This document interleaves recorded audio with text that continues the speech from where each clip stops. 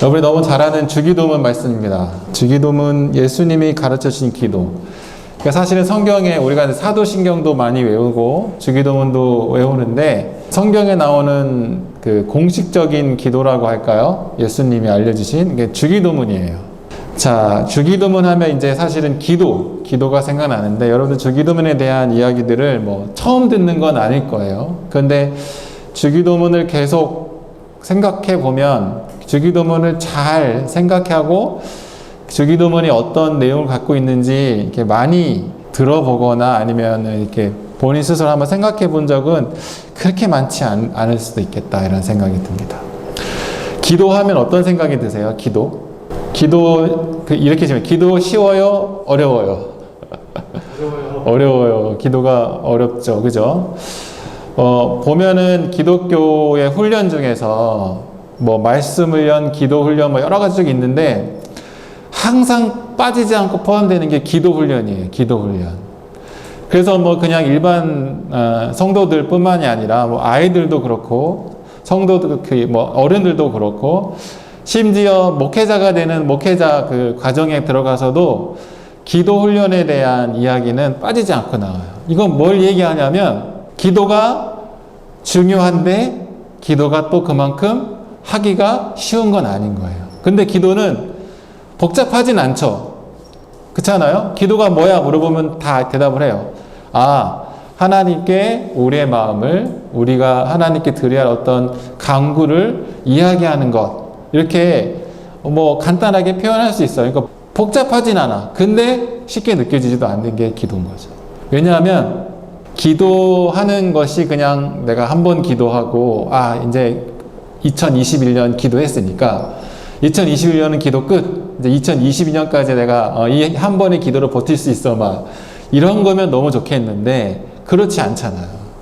기도가 계속 반복돼야 되고 기도 생활이 계속 이렇게 좀 지속적으로 유지돼야 되는 것이기 때문에 기도에 대한 훈련, 기도에 대한 이야기를 들으면 그 기도 때문에 은혜가 있었어 라는 어떤 좋은 경험도 있지만 기도 때문에 힘들었고 약간 좌절감, 나는 왜 기도 생활이 이렇게 잘 안 되지? 라고 생각하는 그런 좌절감도 사실은 있죠. 두 가지가 같이 오게 되는 거죠. 만족감도 있지만 좌절감도 있는 거죠. 예수님의 제자들도 기도에 대해서 실패를 했던 것 같아요. 우리가 그걸 아주 정확히 잘 나오는 모양이 뭐냐면 그 겟세마네 기도에서 예수님이 너희들이 단 1시간이라도 정신 차리고 기도할 수 없냐? 막 그런데 막 졸고 막 난리도 아니었잖아요. 그만큼 절대절명의 어떤 급박한 상황인데도 불구하고 제자들의 그 기도 생활이 그렇게 좋지만은 않은 것을 잘 보여주고 있어요. 근데 이때 누가복음에서도 제자들이 그렇게 속 시원하게 기도 생활의 어떤 만족감이나 속 시원하게 뭔가 이게 기도야 라고 할 만한 이런 것들을 잘 몰랐던 것 같아. 그러니까 예수님한테 물어봤겠지? 그쵸? 근데 또 물어본 이유는 뭐야? 기도는 해야 될 것 같아 라고 생각하니까 또 물어본 거야. 그래서 어떻게 물어봐요? 예수님 우리에게도 기도를 알려주십시오 라고 이렇게 얘기해요. 기도를 알려주십시오. 그러니까 예수님이 그래? 하면서 정말 기다렸다는 듯이 기도에 대해서 이야기를 합니다. 그 내용이 바로 2절부터 쭉 나오는 거예요. 2절부터 쭉 나오는 거예요. 근데 이 기도의 내용을 쫙 보면 예수님이 제자들에게 완전히 새로운 모양의, 완전히 새로운 내용의, 완전히 새로운 방식의 기도를 한 건 아니었어. 그 기도의 내용을 알려준 건 아니었고 제자들이 딱 들었을 때 예수님도 이 기도를 하라고 우리한테 말하는구나 라고 할 정도로 익숙한 내용을 하셨단 말이지. 그게 뭐냐면 일찍이 유대인들이 했던 기도, 공동 기도문 같은 게 있었는데 그걸 카디시라고 해요. 카디시. 거기에는 어떤 내용이 나오냐면 당신의 이름이 거룩히 여김을 받으시기 원합니다. 뭐 이런 표현들. 당신의 나라가 이루어지길 원합니다. 이런 표현들. 비슷하죠? 우리가 하는 주기도문하고, 그죠? 우리가 하는 뭐 아버지여 아버지의 이름이 거룩히 여김을 받으시오 말 비슷해요. 그렇게 비슷하게 이제 기도문을 쭉 알려주셨는데, 그런데 예수님은 그 카디시라는 그 유대인들이 썼던 공동 기도문을 그냥 그대로 알려준 게 아니라 예수님이 수정한, 예수님이 새롭게 적용한 것을 조금 더 가미해서 알려주셨어요. 오늘은 그거를 좀 볼 거야. 예수님이 어떤 기존의 유대인들이 갖고 있었던 기도의 내용들에서 어떤 게 더 포함됐는지, 물론 막 뭐 표를 그리고 막 하면 좋겠지만 뭐 굳이 그럴 필요 없고, 어떤 게 추가됐는지를 보면 아는데, 첫 번째는 뭐냐면 그 당신이라는 말 대신 뭘 넣냐면, 우리 주기도면 뭐래요? 아버지요 이렇게 나온다는 거죠. 하나님을 대하는 그 태도가 굉장히 멀리 있는 그 위대한 그리고 존엄한 하나님에 대한 그 표현이 아니라 정말 가까이 있고 친근한 아버지, 내가 사랑하는 대상인 아버지라는 그 대상, 아바 아버지라는, 예수님만 썼어요. 그래서 예수님만 딱 아바라는 말을 처음 쓰셨는데, 아바, 그러니까 하나님 앞에 쓴 게 아바 이렇게 불렀던 이런 변화가 있었어요. 두 번째 변화는 뭐였냐면, 새로운 내용이 추가가 됐는데, 뭐냐면 그전 유대인들이 했던 기도는 오로지 하나님의 대상이었어. 하나님에 대해서만 기도하는 거야. 하나님의 거룩함, 하나님의 뜻, 뭐 이런 것들의 기도가 있었다면, 예수님이 한 기도는 그렇게 하나님에 대한 기도에 이어서 3절부터 뭐가 나오냐면, 일용할 양식을 주시옵고 죄를 사해 주시옵고 구원해 주십시오, 이 말이 나옵니다. 그러니까 하나님과 더불어서 우리의 양식과 우리의 죄의 용서와 우리의 구원에 대한 이야기가 추가됐어요. 그리고 세 번째는 우리라는 개념을 썼어요. 이거 뭐 표현이, 그 전에 표현들은 뭐 너희들 뭐 이렇게 굉장히 조금 먼 게 있는데, 우리, 그러니까 나와 이웃을 포함한 우리라는 개념의 단어를 써서 우리에게 날마다 일용할 양식을 주고, 우리가 우리에게 죄진 사람, 그래서 나와 이웃에 대한 이 초점을 바뀌었다는 거죠. 그래서 이 세 가지가 추가된 거예요. 하나님을 더 친근하게 부르는 아버지, 그리고 이전의 어떤 유대의 기도문에 없었던 양식을 주시옵고 죄를 용서하고 구원에 대한 이야기, 그 다음에 그냥 너희, 좀 먼 관계인 너희라는 단어에서 우리라는 단어로 바뀐, 그냥 여러분들이 그냥 대충 들어도 굉장히 예수님의 기도는 친숙하고 또 우리 삶에 직접적인 관련이 있는 이야기들이 더 추가가 됐다라는 것을 알 수가 있을 거예요.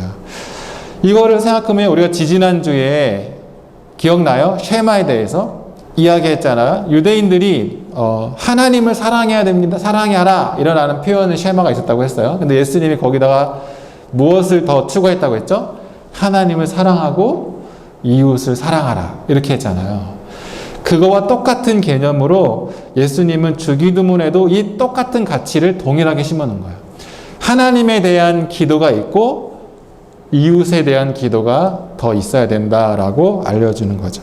그래서 우리라는 개념을 가지고 온 거죠. 하나님을 사랑하고 이웃을 사랑한다라는 이 가르침을 우리는 하나님을 사랑하는 기도를 하고 이웃을 사랑하는 기도를 함으로 구현해낼 수 있다는 거예요. 예수님은 그 얘기를 하고 있는 거예요. 그러면 여러분들 한번 질문을 해볼게요. 예수님은 기도를 가르쳐 주셨어. 그 제자들도 어떻게 하면 기도가 잘하는 거예요? 라고 물어본 거잖아. 그래서 예수님이 그래, 기도는 이렇게 해야 돼 라고 하면서 가르쳐 주신 기도야. 그러면 어떻게 하는 기도가 잘하는 기도라고 알려주신 것 같아? 그치. 하나님을 사랑하는 기도에 대한 내용이 포함돼야 돼. 그런데 거기다가 또 제자들이 몰랐던 부분들을 알려주는 거죠. 이웃에 대한 기도를 해야 돼. 근데 그게 뭐가 있냐면 양식, 일용할 양, 그들의 육체적인 필요를 채워주기를 기대하는 기도, 나와 그들의 삶 가운데 도덕적인 문제가 용서되어지고 해결되어지는 것에 대한 기도, 또 그들의 영적인 문제가 해결되어지는 것에 대한 기도까지 가는, 예수님이 이런 것들이 포함되어져야지 잘하는 기도야. 이렇게 얘기해요. 하나님에 대한 기도는 어마어마하게 했을 텐데 이웃에 대한 기도는 없었을 것 같아. 그러니까 예수님이 더 적극적으로 이야기를 하게 되는 거죠. 예수님이 가르쳐 주신 이 기도는 굉장히 반복적으로 하라고 알려준 기도예요. 너희는 이렇게 기도하라. 이거는 이렇게 한 번 기도하면 뭐 한 10년은 땡. 한 번 이렇게 딱 말해버리면 너의 신앙생활에서 이제 평생 유효할 거야. 이런 게 아니라 이렇게 기도라는 것은 반복해서 자주 매일 너의 기도 시간을 날마다 너의 기도 시간을 내 모든 내용들을 이걸로 해라 라고 하는 거예요. 그래서 그리스도인들에게 어쩌면 주기도문은 우리가 모여서 헤어질 때 막 한국에서는 주기도문 하잖아요. 어쩌면 우리의 모든 생활의 기도의 공식적인 기도가 주기도문이라는 거죠. 더불어 그럼 이 공식적인 기도는 우리에게 어떤 역할을 하냐면 체계적으로 하나님과 이야기할 수 있는 방법들을 알려주는 거예요. 어떻게 기도하는 것이 잘 기도하는 것이며 어떻게 기도하는 것이 하나님과 체계적으로 대화를 할 수 있는지 이렇게 얘기하는 겁니다. 그럼 기도의 가장 우선순위는 뭔 것 같아요? 기도를 할 때 가장 먼저 나와야 되는 기도의 내용은 뭐야? 예수님이 알려주신 기도를 살펴보면 제일 먼저 뭐가 나와야 돼? 누구에 대해서 나와야 돼?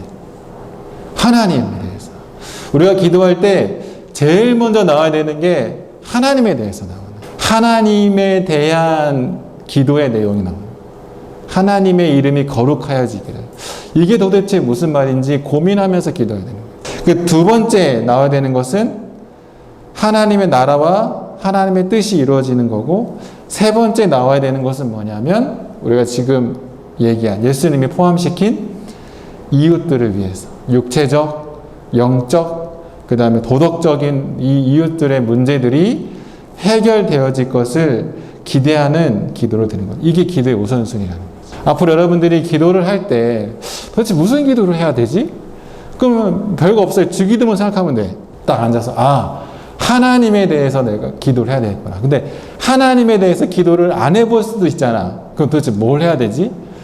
그럴 때 써먹는 방법이 있어요. 뭐냐면 하나님에 대해서 기도를 해야 되는데, 그러면 하나님에 대한 위대하심과 하나님을 찬양하는 기도해야 되잖아. 그죠? 그런 내용이 어디에 제일 많이 나와 있어? 성경책에. 시편이 많이 나와 있잖아요. 그래서 기도를 처음 하는 사람들에게 있어서 하나님을 찬양하는 기도, 하나님의 이름이 거룩히 여겨짐에 대한 기도를 할 때 도움을 받을 수 있는 것은 시편을 읽는 거예요. 시편 한 절을 읽고 생각하고, 한 절 읽고 생각하고, 그러면 하나님의 나라가, 하나님의 이름이 거룩하여짐에 대해서 어떻게 표현하는 것이, 또 하나님의 이름이 거룩하여진다는 것이 어떤 것인지 더 잘 알면서 기도하게 되겠죠. 두 번째 기도할 때는 뭐냐면 나와 이웃의 어떤 죄의 문제들에 대한 기도를 하는 거죠. 그리고 우리의 삶의 형편들. 근데 중요한 것은 내가 아니라 사실은 내가 사랑해야 될 대상, 하나님이 사랑하는 대상에 대해서 기도하는 거죠. 그들의 필요를 위해서 기도하는 거죠. 이렇게 막 기도하게 될 때, 이렇게 주기도문에 예수님이 가르쳐 주신 기도를 따라서 기도하게 되면 우리 뭘 배울 수 있냐면, 어떤 유익이 있냐면, 첫 번째는 하나님이라는 대상을 우리가 새롭게 볼 수가 있어요.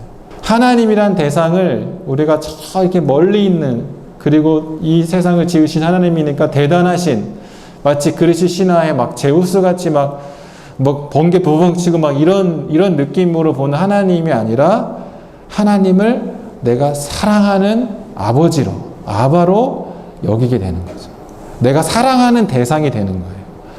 주기도문을 보면 하나님을 아버지라고 부를 수 있는 것 때문에, 하나님 그 주기도문을 쫓아서 묵상하면서 기도하면 하나님이 나의 사랑하는 하나님, 이렇게 생각할 수가 있게 되는 거죠. 그런 유익이 있어요. 두 번째는 뭐냐면 진정으로 하나님이 원하시는 것이 무엇인지 배우게 돼요. 하나님의 뜻이 이루어지고 하나님의 나라가 이루어질 것에 대한 기도를 하잖아. 그러면 우린 궁금할 거 아니야. 하나님의 뜻이 이루어지고 하나님의 나라가 이루어져야 되는데 도대체 하나님이 원하시는 건 뭐야? 그러면 찾게 되겠죠. 물어보게 되겠죠. 뭐 생각해 보게 되겠죠. 하나님의 뜻이 이루어진다는 게 뭔지. 아, 하나님의 뜻은 사랑이 드러나야 되는구나. 만약에 그거를 배웠어. 그럼 뭐야? 그런 기도가 반복되고 지속되어지면 내 삶 가운데 그것이 하나님이 원하시는 게 이거기 때문에 내가 따라가는 그런 삶을 살아갈 수가 있는 거죠. 그래서 주기도문을 배우면 우리에게 유익한 것은 두 번째로는 하나님이 원하시는 것을 우리가 알게 되고 배우게 됩니다. 세 번째는 뭐냐면 이웃을 생각하는 법을 배우게 돼요. 내가 아닌 내 위주, 내가 좋아하고 나의 욕심, 그 다음에 나의 교만함, 나의 생각에 사로잡혀서 기도하는 것을 넘어서서 이웃을 생각하는 기도를 하게 되는 거예요. 이웃을. 내 이웃. 내가 보는 사람들. 아니면 정말 처음 만나서 주변에 있는 어떤 사람들을 보는 내 시야가 더 넓어지고 나의 보는 어떤 시선이 더 구체적으로 사람들을 보게 되는 거예요. 그들의 필요, 그들의 어떤 영적인 문제, 또 그들의 도덕적인 문제를 보게 되는 거죠. 그 다음에 네 번째, 비슷한 얘기긴 하지만 모든 사람들에게 무엇이 필요한지 알게 되는 거예요. 예수님은 정말 단순하게 세 가지 얘기한 거예요. 사람들에게 가장 필요한 건 세 가지가 충족되어야 된다. 이렇게 얘기한 거랑 똑같아. 첫 번째, 먹는 게 중요해. 먹는 게 중요하지 않아. 왜냐하면 먹는 거는 결국 생명이야, 생명. 그렇게 양식의 필요가 있는 사람들이 정말 많아요. 그게 사람에겐 가장 중요하게 필요한 것 중에 하나다. 두 번째, 도덕적인 문제. 죄의 용서의 문제라는 거죠. 이 죄라는 것은 우리 기독교인들은 뭐가 죄인지 알아요. 거짓말, 살인 이런 것보다 더 중요한 거는 하나님을 모르는 것에 대한 죄. 하나님을 모르기 때문에 잘못된 가치관으로 살아가는 그 죄, 그 문제들을 해결해 줘야 된다. 그러니까 도덕적인 갱신이 일어나야 되는 거예요. 세 번째, 이들이 구원받기 위해서는 스스로 할 수 없다. 그래서 시험에 들지 않게 해달라고 기도하잖아요. 이건 뭐냐면 하나님의 사람이 될 수 있도록 우리가 이들을 이끌어줘야 되는 거예요. 스스로 하나님을 갑자기 하나님 믿어야지 이렇게 되는 경우가 쉽지 않다는 거지. 우리가 그들에게 복음을 전해야 되고 시험에 들지 않도록 하나님에 대해서 정확히 알려줌으로 어떤 것이 유혹이고 어떤 것이 정말 구원의 복음인지를 정확히 알려주는 것이 필요해요. 이 세 가지의 문제가, 이 세 가지의 필요는 모든 사람에게 있다는 거지. 우리는 그것을 주기도문을 통해서 배울 수 있다는 거죠.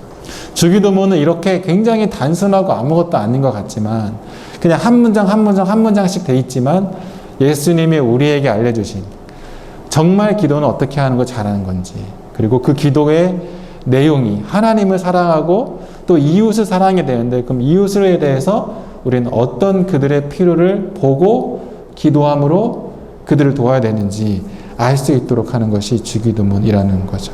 이렇게 주기도문을 알면 기도라는 것이 무엇인지 우리한테 새로운 관점이 생길 수 있어요. 아까 기도를 통해서 하나님이 가르쳐진 가르침을 구현해낼 수 있다는 얘기를 잠깐 했잖아요. 기도가 가르침을 구현해낼 수 있다는 걸 했는데, 이제 마지막으로 그 얘기를 마무리하면서 정리하면서 마무리할게요. 기도는 아멘 하고 그냥 끝내는 게 아니에요. 아멘이 무슨 뜻이냐면 그렇게 이루어질 줄 믿습니다 라는 표현이에요. 그냥 기도하고 아멘 그렇게 이루어질 줄 믿습니다 하고 땡 하고 가는 게 아니야. 이제 아멘 그렇게 이루어질 줄을 믿습니다. 그래서 저는 그렇게 이루어질 것을 믿음으로 이렇게 행동할 것입니다 라는 것까지 가야 되는 겁니다. 기도는 우리의 행동을 요구하는 거예요.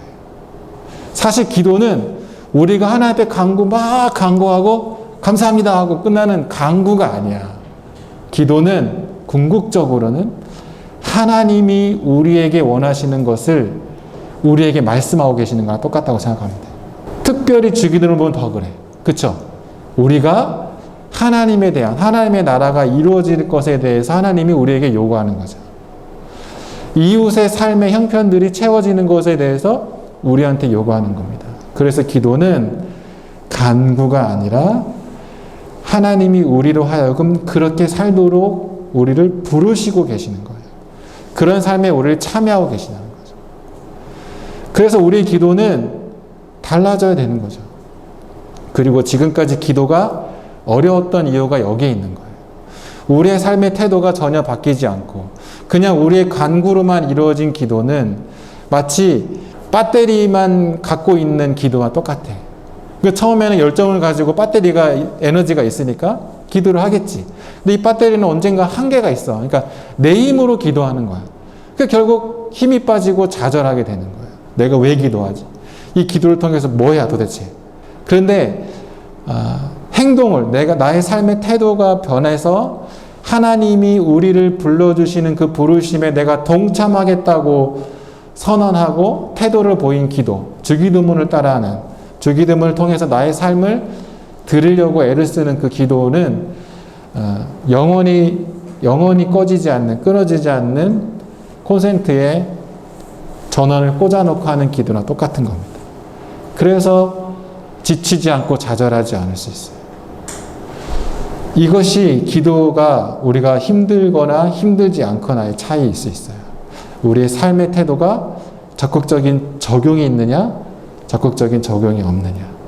내가 기도하는 것의 내용과 나의 삶이 동떨어져 있느냐, 아니면 같이 가느냐. 우리는 말씀을 배워서 하나님이 우리에게 좋은 기도를 하는 방법, 내용들은 많이 알아요.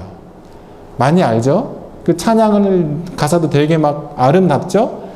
근데 그 말은 할 수 있어. 근데 그 삶이 나의 심장으로부터 그 진정으로 이렇게 들어지는 기도의 내용이 삶으로 얼마나 들어지느냐. 이거의 차이인 거예요. 좌절하냐, 좌절하지 않느냐. 예수님은 그게 기도와 삶이 똑같으셨고 제자들은 괴리감이 있었던 거야. 그러니까 어떻게 기도하는 거야? 기도에서 어떻게 만족을 느껴? 예수님이 알려준 거죠. 너네 내 삶까지도 같이 가야 된다. 이렇게 얘기하는 겁니다. 이렇듯 예수님이 가르쳐 주신 기도는 우리의 생각, 우리의 모든 것을 내려놓고 하나님의 뜻, 하나님이 원하시는 것이 무엇인지, 하나님이 봐야 될 대상, 하나님께서 우리에게 바라봐야 할 대상이 어딘지를 알려줌으로 우리의 기도가 바뀌는, 우리의 삶이 바뀌기를 원하는 것을 우리에게 이야기하고 있습니다. 주기도문을 여러분들이 날마다, 아니 예배 때마다 암송하잖아요. 저는 여러분들한테 좀 도전하고 싶어요. 이 주기도문이 날마다 여러분들의 어떤 생각 속에서 읊조려졌으면 좋겠다. 아침에 일어날 때, 저녁에 자기 전이든, 밥을 먹을 때든, 오히려 밥 먹을 때 주님 밥 주셔서 감사합니다 이러기보다는 차라리 주기도문 한번 외우고 밥 먹는 게 좀 길지만 밥 먹는 게 더 좋을 수 있어요. 공부하기 전에도 주기도문을 차라리 주기도문을 한번 쭉 읽고 공부하는 게 나을 수 있어요. 왜? 우리가 창조되어진 그 원래의 어떤 창조된 모습으로 살아가기 위해서는 하나님의 뜻 가운데 있어야 된다고 하잖아요. 근데 그럴 수 있는 가장 좋은 방법이 주기도문을 하면서 나를 한번 점검하듯이 스캔을 쫙 하는 거죠. 그렇게 살아가는 여러분들의 삶이 됐으면 좋겠습니다. 주기도문은 우리에게 기도하는 법을 알려주고 또 기도가 무엇인지 알려주는 것이라는 것을 여러분들이 잘 기억했으면 좋겠습니다.